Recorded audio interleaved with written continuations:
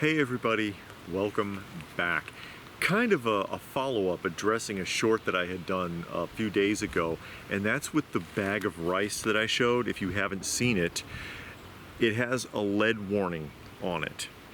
And the purpose of that particular short was to just bring people's attention to the idea of actually reading their labels, for one thing. Most people don't. You know, the FDA requires that you have these labels so that you can read about how much protein and how many calories and how much salt and see what the list of ingredients is. But most people ignore that. They really don't pay attention to it, and they really don't read the warnings. Furthermore, not all states are required to put those notifications on there, and I'm going to elaborate on that a little bit in a minute. So this particular rice had a lead warning.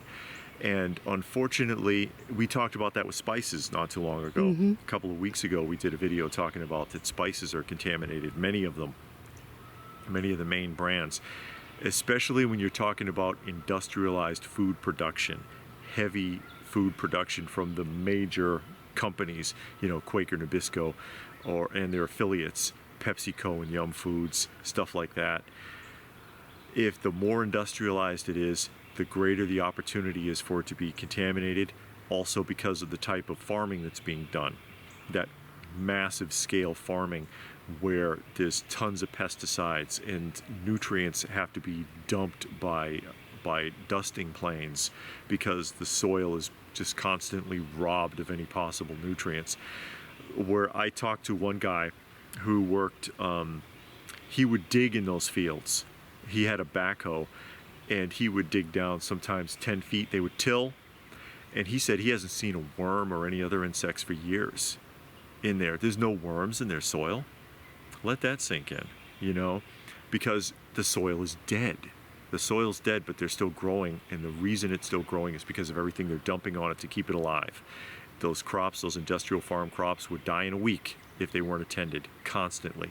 And the same thing goes for meat production.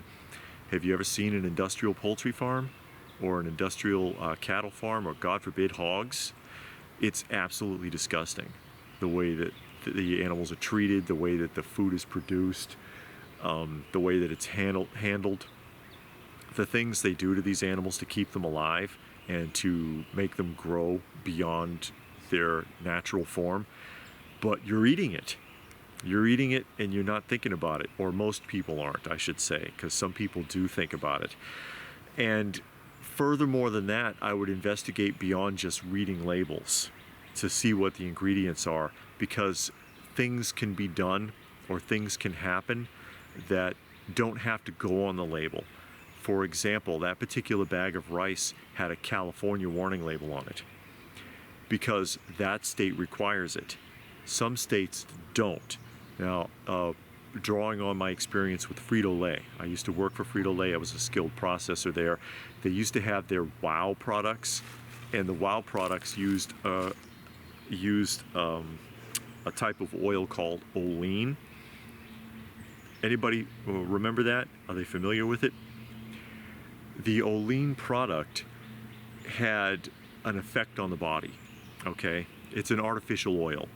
So you would have less calories. It's lower calories, it's Olean. And not every state required you to put a warning about it because it could cause ALS. What's ALS? Anal leakage. Anal leakage syndrome, that's right. Because the Olean was a food-grade petroleum jelly. Your body's not supposed to be digesting that. You're not supposed to eat it.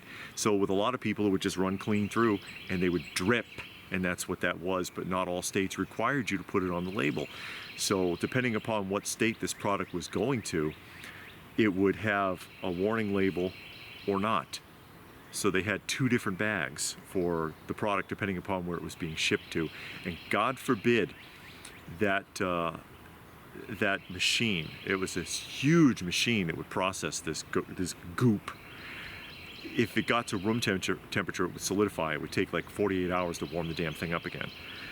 And people are eating this and not realizing what's in it because not all states required it. Now, I'll go you a step further. Why it is you need to investigate it beyond just the labels. there's an enzyme, and I don't remember what the enzyme is called. Okay, we had a whole big seminar on it when I was getting my sheeter training at Frito-Lay about how it's perfectly safe, but do not touch it. Wear a mask and gloves when you handle the bottles. All right, so yeah, how safe is that? These jugs came from another country. It was it came from like Denmark or somewhere, and we would get like these cases. It would cut pallets of the stuff, and we use a bottle at a time, and it went into this timing machine. And when you would crush the corn, I worked in the corn division, you know, Doritos and Santitos and stuff like that. So you boil the corn out so that it gets real soft. You make maza with it. Maza is corn dough. It would run into the hopper, and it would mix with water and run through the stones, because it had actual grinding stones inside the machine. And the enzyme would drip into the water.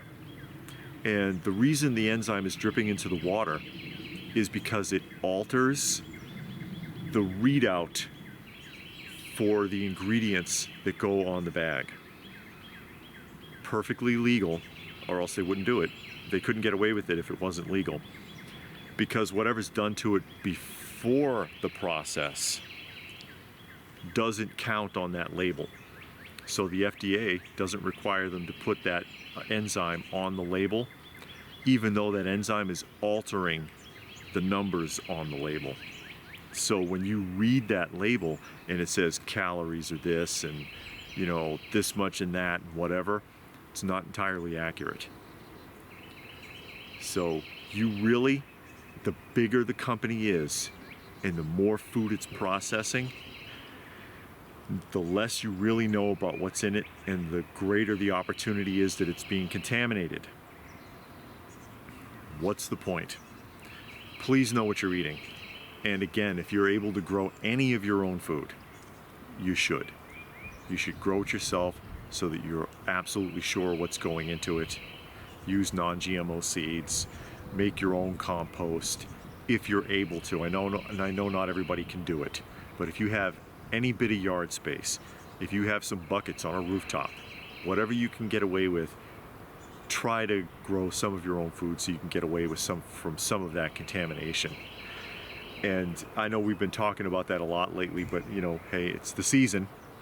It is the season, you know, spring is sprung, or is springing, if you will. Seeds are going in the ground. We're planting. Our trees are coming back, although I'm not sure about that poor lime tree. My poor lime tree, I don't think it's going to make it. Too many cold snaps this year, fooling the plants, and they would start to bud and then freeze up again. But if you're able at all to grow any of your own food to substitute, please do. And if possible, it might be worth the few extra dollars to buy non-industrialized food as much as you can, or at least not, like I said, the bigger the industrialization, the greater the opportunity for contamination. So thoughts? Hey, I know I'm preaching to the choir mostly, but let me know what your thoughts are in the comment section down below. Please do give the video a thumbs up if you got something out of it. We hope you did. Share it if you can. Subscribe if you're new, all of that. If you're new to the channel and you're wondering about the random cat images, they're strays my wife and I take care of, and images of them in the video actually help with the loading algorithm on YouTube. If you'd like to help the channel out, or the cats for that matter, there are links for that down below. Every little bit helps, and we sure do appreciate it. And if that's it, then what more can I say but stay frosty, folks, and thanks for watching.